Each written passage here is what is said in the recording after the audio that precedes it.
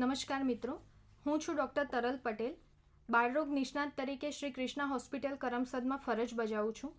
મિત્રો, આપ સૌ જાણતા જ હશો કે મે મહિનાનો પ્રથમ મંગળવાર વિશ્વ અસ્થમા દિવસ તરીકે ઓળખાય છે. આ વિષય પર જનજાગૃતિ અર્થે વિસ્તૃત ચર્ચા કરવા માટે શ્રી કૃષ્ણા હોસ્પિટલ કરમસદ અને રેડિયો કેમ્પસ 90.4 FMના સંયુક્ત ઉપક્રમે એક વિશેષ કાર્યક્રમનું આયોજન કરવામાં આવેલ છે. આ અંગે ચર્ચા કરવા માટે આપણી સાથે આજે ઉપસ્થિત છે ડૉક્ટર પૂર્વી પટેલ, જેઓ શ્રી કૃષ્ણા હોસ્પિટલમાં બાળરોગ વિભાગના વડા તરીકે ફરજ બજાવે છે. તેઓ બાળરોગ નિષ્ણાંત તેમજ ખાસ કરીને અસ્થમા અને એલર્જી ધરાવતા બાળકોની સારવાર કરે છે. મેડમ, સ્ટુડિયોમાં આપનું સ્વાગત છે.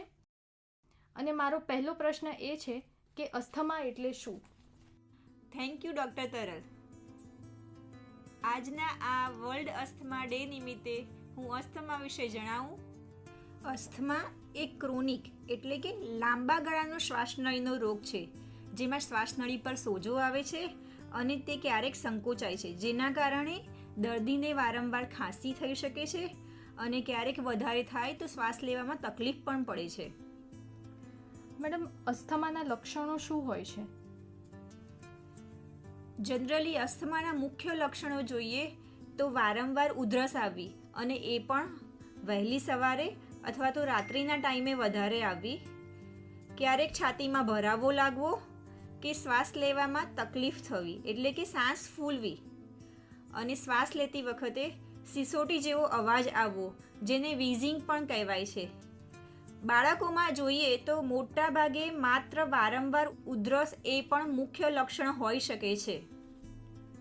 મેડમ, એ જણાવશો કે અસ્થમા કેમ થાય છે અને એલર્જીનો તેમાં શું ભાગ હોય છે? અસ્થમા મોટા ભાગે એલર્જી સાથે જોડાયેલો રોગ છે, જેથી જો બાળક કોઈ એલર્જનથી વધારે સેન્સિટાઇઝ હોય તો જ્યારે પણ એ એલર્જનના કોન્ટેક્ટમાં આવે ત્યારે એ લક્ષણો વધી શકે છે.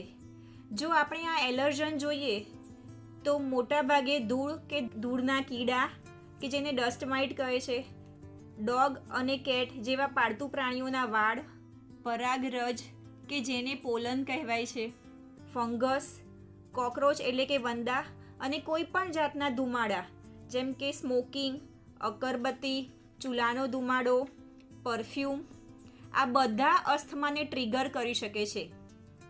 એટલે એલર્જનથી બચવું એ સારવારનો ખૂબ મહત્વનો ભાગ છે. જો આપણે ટ્રિગરથી દૂર રહીએ તો તકલીફમાં ઘટાડો થઈ શકે છે.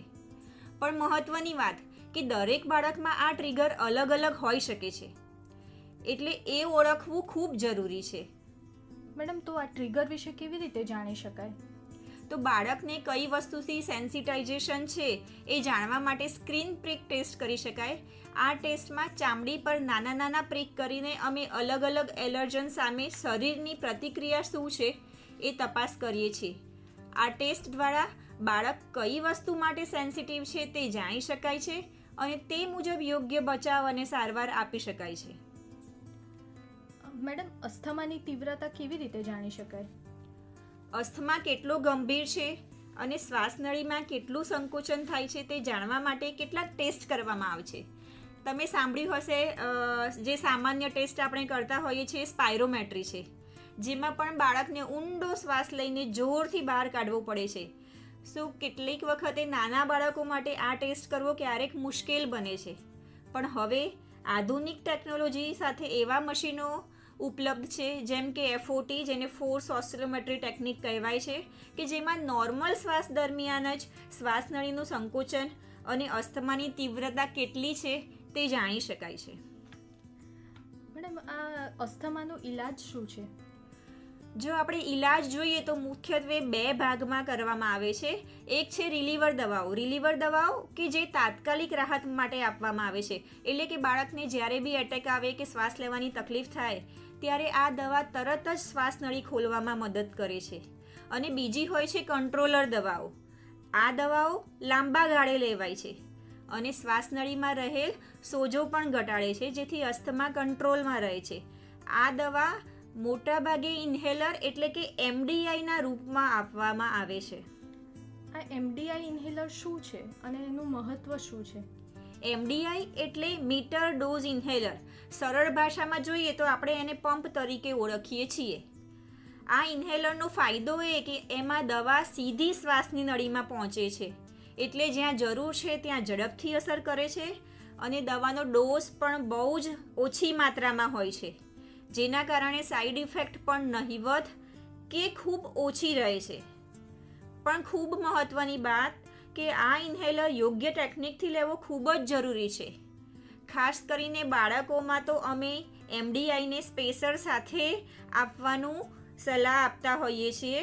એનું કારણ એ છે કે સ્પેસર સાથે આપવાથી એની અસર વધારે સારી રીતે થાય છે. પણ આપણે જોઈએ તો એમડીઆઈ કે ઇન્હેલર વિશે સમાજમાં ઘણી ગેરમાન્યતાઓ વર્તતી હોય છે. લોકોનું એવું માનવું છે કે ઇન્હેલર લેવાથી આદત પડી જાય છે કે બાળકો માટે ઇન્હેલર નુકસાનકારક છે.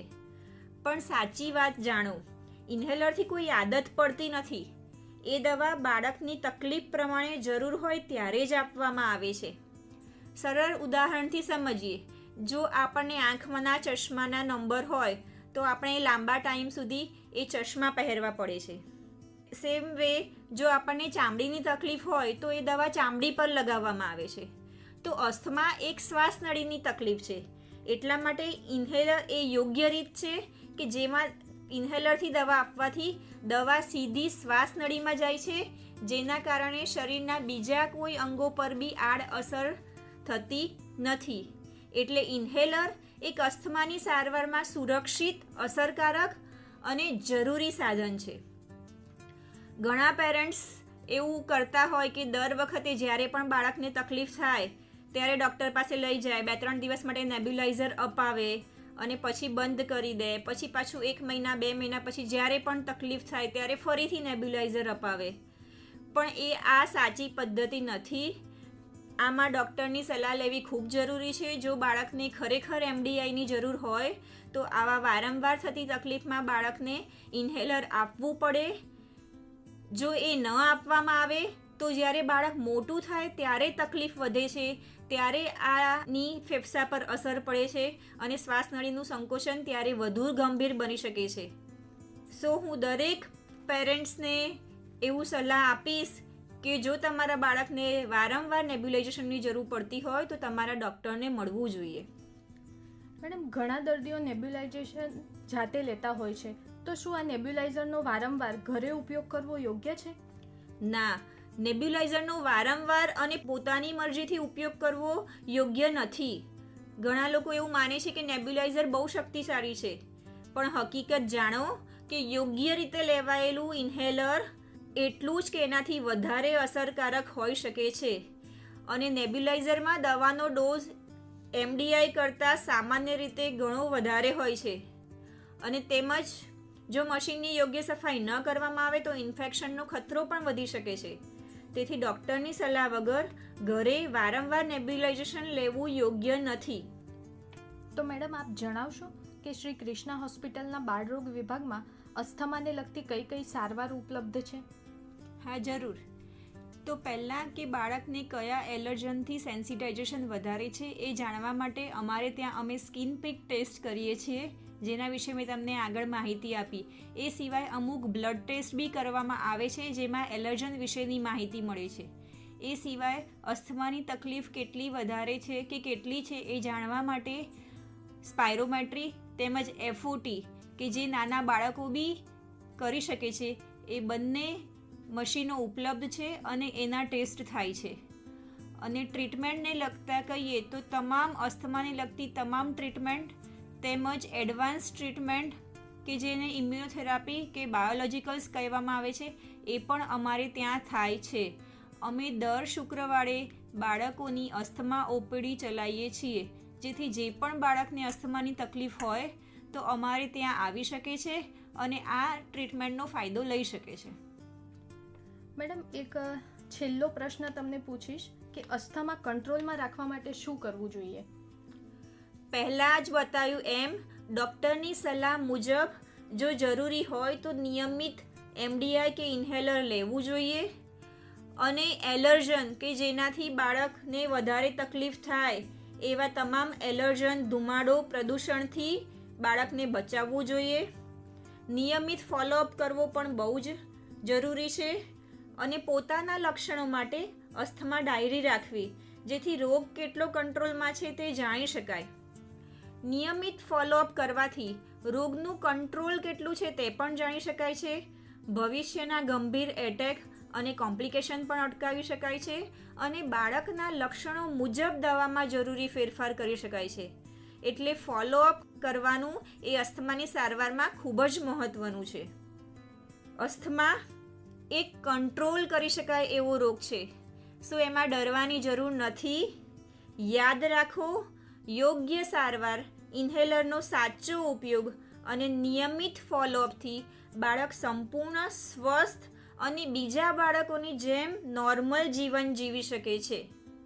સો ઇન્હેલર સાચી રીતથી અસ્થમા સંપૂર્ણ કંટ્રોલમાં. આભાર. તો મિત્રો, આ હતા ડૉક્ટર પૂર્વી પટેલ કે જેમણે અસ્થમા વિશે જનજાગૃતિ અર્થે વિસ્તૃત જાણકારી આપી. આશા છે કે આપને આ કાર્યક્રમ ગમ્યો હશે. આવા જ કોઈ માહિતીસભર કાર્યક્રમ વિશે ફરી મળીશું. ખૂબ ખૂબ આભાર.